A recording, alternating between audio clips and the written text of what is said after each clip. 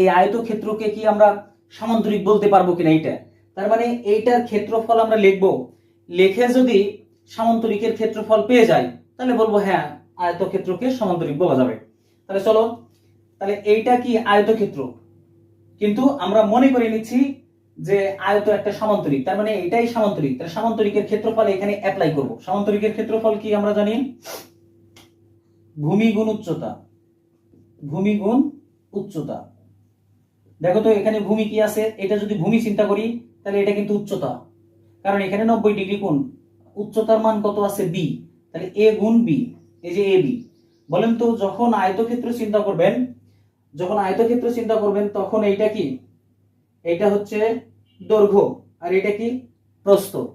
সেক্ষেত্রে দেখো আমরা পেয়ে গেছি এই সামান্তরিকের ক্ষেত্রফল থেকে আমরা যে এ বি পেলাম, এই এ বি কি এই আয়তক্ষেত্রের বেলায়, আয়তক্ষেত্রের বেলায় কিন্তু এ হচ্ছে দৈর্ঘ্য, এ হচ্ছে দৈর্ঘ্য আর বিটা কি, বি হচ্ছে প্রস্থ।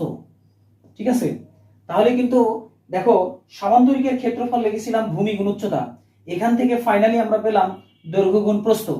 আর আপনি জানেন দৈর্ঘ্য আর প্রস্থের গুণফল করলে কিসের ক্ষেত্রফল পাওয়া যায়, নিশ্চয় আয়তক্ষেত্রের ক্ষেত্রফল পাওয়া যায়। সেক্ষেত্রে আমরা বলতে পারি আয়তক্ষেত্র একটি সামান্তরিক।